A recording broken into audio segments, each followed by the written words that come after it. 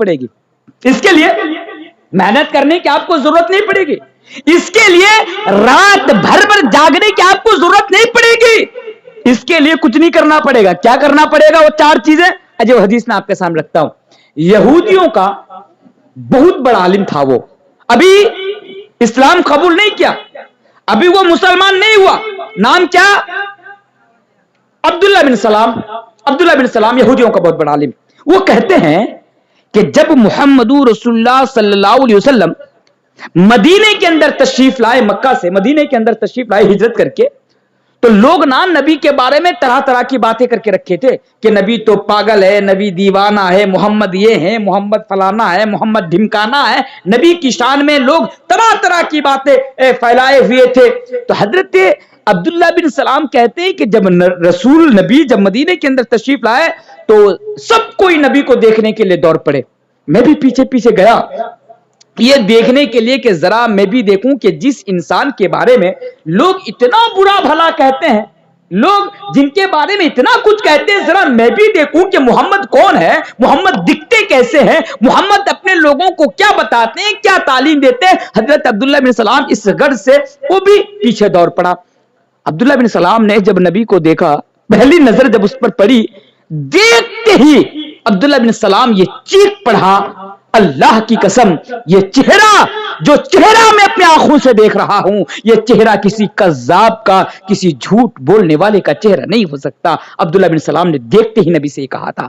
फिर कहते हैं कि मैं और निकट गया, मैं और करीब गया, और करीब जाने के बाद मैं ये सुनना चाह रहा था कि मोहम्मद अपने अनुयायी को, अपने लोगों को जो इन पर ईमान रखते हैं, जो मोहम्मद की बात को मानते हैं, उनको क्या तालीम देते हैं। हजरत अब्दुल्ला बिन सलाम कहते हैं कि नबी 4 चीजों की तालीम दे रहे थे। वो 4 चीजें क्या हैं, जरा आप भी जरा सुन लीजिए, कितना आसान है वो 4 चीजें करना, और उसकी फजीलत क्या है जरा ये भी देख लीजिए।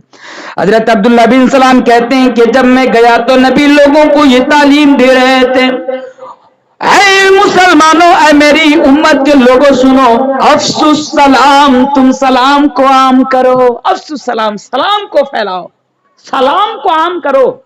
अब ईमानदारी के साथ बताइए, अब क्यों करो, क्यों का जवाब मैं बाद में दे रहा हूं, क्योंकि नबी ने क्यों का जवाब बाद में दिया, इसलिए मैं भी क्यों का जवाब बाद में दूंगा। पहले बात को पहले सुन लीजिए। अफसुस सलाम, सलाम को आम करो। आप रास्ते से जा रहे हैं ना, किसी से मुलाकात हो गई, अस्सलाम वालेकुम, उनको सलाम दीजिए। किसी के घर में दाखिल हो रहे हैं ना, सलाम दीजिए। बाप से मुलाकात कर रहे हैं, सलाम दीजिए। रिश्तेदार हो, जान पहचान हो, चाहे वो जान पहचान के ना हो, बड़े हो, छोटे हो, अमीर हो, गरीब हो, भाई आप उनको सलाम पेश करो, सलाम करो। अब भाई सलाम देने में कितना टाइम लग जाता है, सलाम देने की ना, अगर आप सलाम देंगे तो सलाम देने के लिए 2 फायदा आपको मिलेंगे, 2 फायदा, और दोनों फायदा मैं आपको साबित करके बताऊंगा इंशाअल्लाह, दोनों फायदा आपको साबित करूंगा।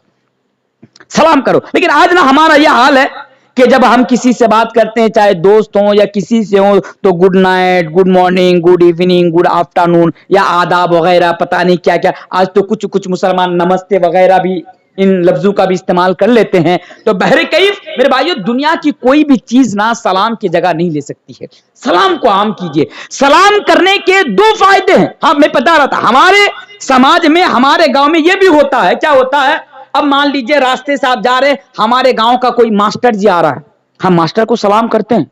हमारे गांव से कोई डॉक्टर आ रहे हैं, हम सलाम करते हैं। हमारे गांव से कोई मदनी साहब आ रहे हैं, कोई बड़े दर्जे का आलिम आ रहे हैं, हम उनको सलाम करते हैं। लेकिन जब हम आगे बढ़ते हैं, किसी गरीब को आते देखते हैं, भिखारी को आते देखते हैं, हमारे गांव के अंदर जो सबसे निचले दर्जे का आदमी है, जो हमारी नजर में है, हालांकि अल्लाह की नजर में जो गरीब है वो निचले दर्जे का नहीं है। हम समझते हैं कि जो गरीब है वो निचले दर्जे का है, आज भी हम उनको हकीर जानते हैं, हकीर समझते हैं। हमारे गांव में रहने वाले गरीबों को, हमारे समाज में रहने वाले, यानी जो आपसे जो कमतर है दौलत के एतबार से, उनको हम कमतर हकीर समझते हैं, हम उनको सलाम नहीं करते।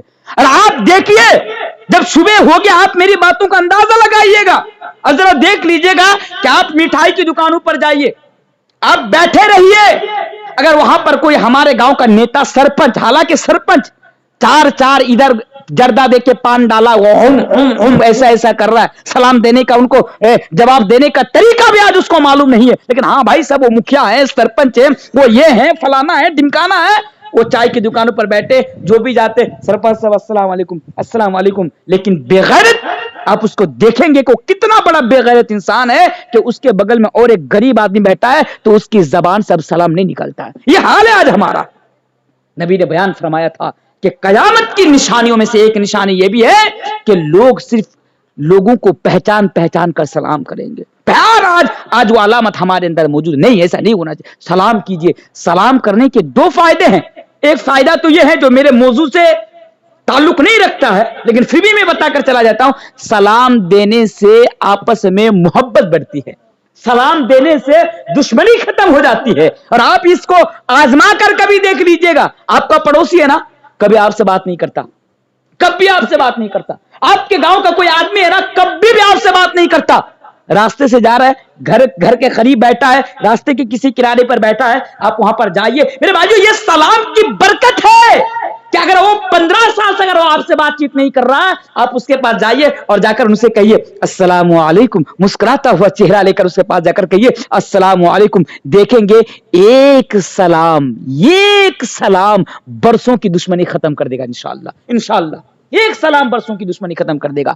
ارے صاحب پنچایت بیٹھانے کی ضرورت نہیں پڑے گی, بات کروانے کے لیے ان کو بلاؤ, ہاتھ پکڑو, پیر پکڑو, یہ کرو وہ کرو, نہیں بس سلام کرو, دشمنی ختم ہو جائے گی. کیونکہ سلام کرنے سے محبت پیدا ہوتی ہے. اور یہ میں نہیں, میرا حبیب میرا رسول جناب محمد رسول اللہ پڑھیے صلی اللہ علیہ وسلم کی حدیث ہے, اور یہ صحیح مسلم کی حدیث ہے.